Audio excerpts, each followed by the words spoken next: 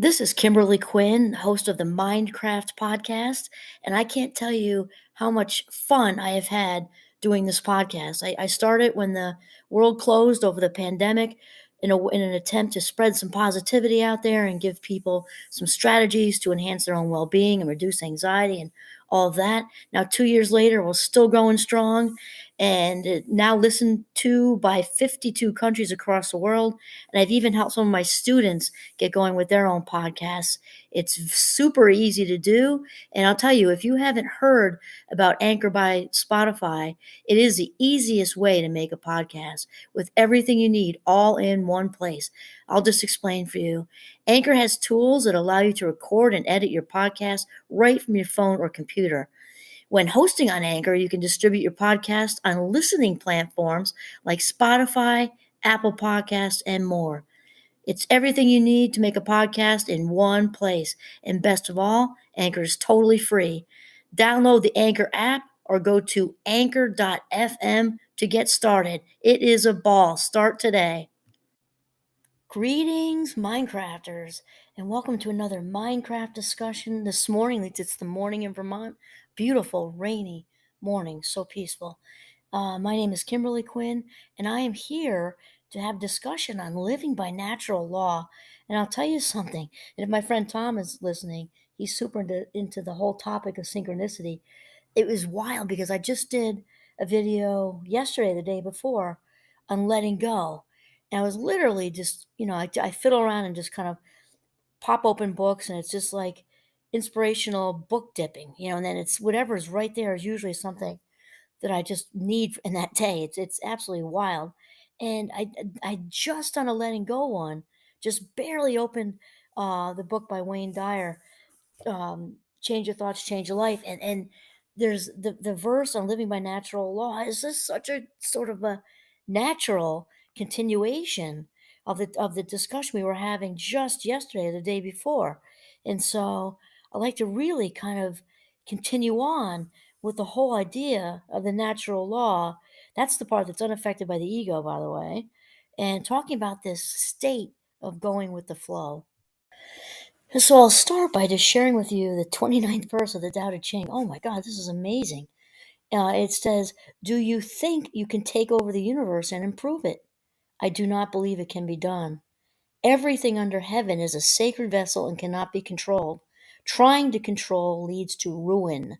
Trying to grasp, we lose. Allow your life to unfold naturally. Know that it too is a vessel of perfection.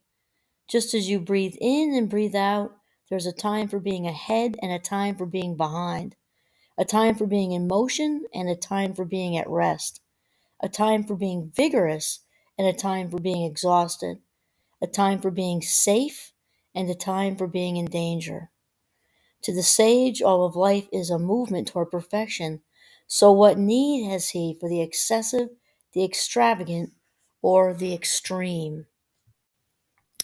Oh my gosh, I mean, I just opened this literally inches, milliseconds before I decided to do this podcast because my head has been here this week a little bit that we just, for some reason, we like to think we're in charge, and we're not in charge of anything. No, not really.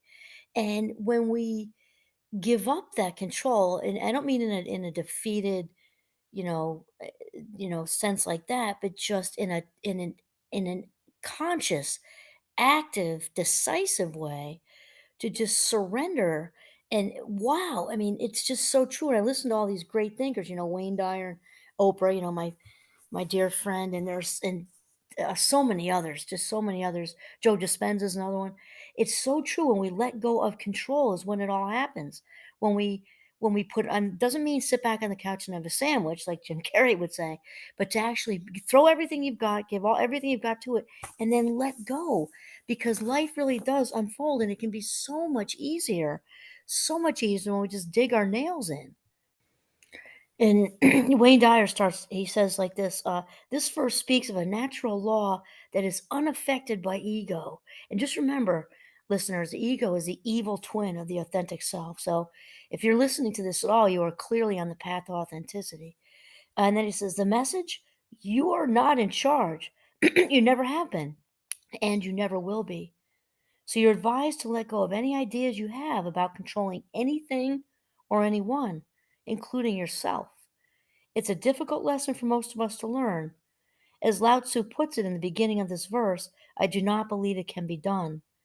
Nevertheless, here's one of the world's most famous scientific minds, Albert Einstein, commenting on this law. I love Albert Einstein. Okay, here we go. It says the scientist, in brackets, religious feeling takes the form of a rapturous amazement at the harmony of natural law, which reveals an intelligence of such superiority that, compared with it, all the systematic thinking and acting of human beings is utterly an insignificant reflection. This feeling is the guiding principle of his life work. Wow. The thing is, we have this feeling, or it's like we need to have this feeling that we can control everything, people, relationships, anything, situations, circumstances going on in our lives. In the reality, we are not in charge. We are not in charge. That is just the truth. And remember, we were talking about the ego is the evil twin of the authentic self, right? The ego feeds on fear. And then when it's in that mode, it goes looking for external approval. It's out trying to please people, rescue people, looking for kudos, looking for appreciation and admiration, all that stuff. That's all ego. The authentic self, when she or he or they are in their frame, right? We talked about that. The authentic self doesn't need any of this. The authentic self knows it's all going to be okay. The authentic self, remember that the approval feels good, and this feels good, and that feels good, but the authentic self doesn't go looking for it. This is the difference. It can feel good, but the authentic self is all set, all good with exactly how she is in this moment. It's when we get locked into ego mode and trying to control everything outside of us, people and places and things, that we end up in a place of suffering, for lack of a better word. When we learn to let go, okay, we then become in a place where we are aligned, we are in alignment with the divine force that's within all of us, connecting us together. And we've talked about this a lot, because there is no way to sort of land at your highest vibe authentic self without acknowledging and embracing the divine within. It's just how it is. Call it universe, call it source with a capital S. For me, it's God, call it higher power, because there's a bigger plan for each and every one of us. And in order for that plan to happen, we've got to kind of acknowledge and embrace that we're all part of something way bigger than us. And Wayne explains, he says, a power hungry and ego dominated control freak, it's not, we're talking about the Tao. Feeling superior is a human creation. Isn't that the truth? He says the Tao doesn't act as a boss, forcing itself on you or anyone. It simply allows all of creation to reveal itself with perfect timing. And all that is revealed is sacred because it's a piece of the ego free Tao. And just like we've spoken about in different contexts through Minecraft episodes, whatever, the number one is awareness. We cannot do what we do not know. We have to become aware of the fact that trying to control, which is an illusion anyway, trying to control people and places and things, circumstances in our lives, is making us uncomfortable at the least, right? And there's a whole spectrum, because life doesn't happen on one end or the other. There's uncomfortable all the way to suffering, plain out and out suffering. And so when we practice anything, we get better at it. So we have awareness, then we have to commit. Commit doesn't mean perfection. That's a bad word. The P word's bad. Progress, not perfection. The progress word's a good one, because we just want to be after our own personal best, right? So do our best each and every day to be better at whatever it is today than we were yesterday. If we get a little sidetracked, kind of fall off the wagon, we just get back up. So the first part is awareness. The second part is committing to improvement.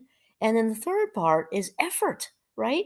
Putting practice. We can, just like anything else, if we practice letting go of control, we will get better at it. Just like practicing the violin or skiing or whatever else, we will get better at it. So when we're talking about uh, looking to give up needing to control, he says, begin a conscious program of surrendering. Remember, not talking about a defeated way. We're talking about in a positive, proactive way. Begin a conscious program of surrendering and allowing your world and everyone in it to do as they are ordained to do. Surrendering is a mental process. It involves taking a split second to stop yourself in your mode of judgment or frustration and have a brief talk with yourself on the spot. I do this a lot, sometimes out loud. And people can see my head moving when having a conversation with myself.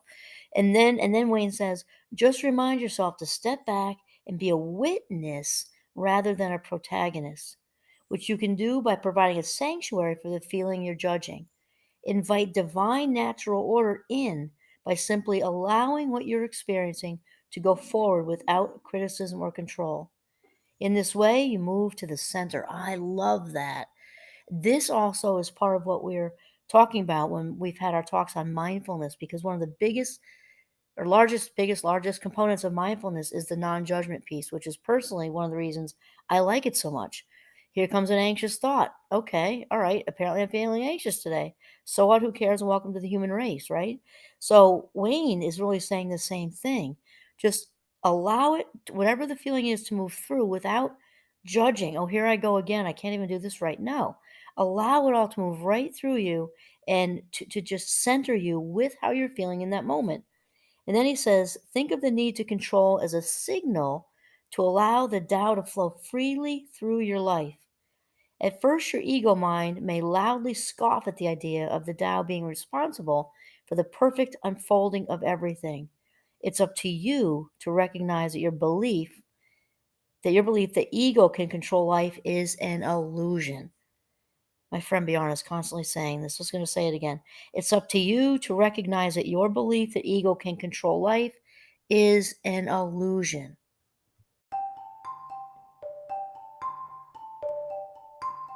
All right, so I'd also like to reiterate here is that whatever we practice, we get better at, no matter what it is, right? The violin, the guitar, even robbing banks, we get better at whatever it is. My students usually chuckle when I say that. And not only do we get better at whatever it is, it also becomes easier. There's less upkeep. So my example is usually playing the guitar, which one of my students used one time, and I just kept it. If you're just starting, you build calluses and then eventually the calluses go away, and your fingers can just handle it, and you can just do it with more ease.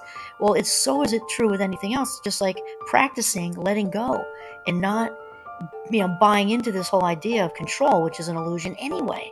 So practice going with the flow, letting life unfold as it's meant to, and that's it. This is Kimberly Quinn signing off from the beautiful northern Vermont.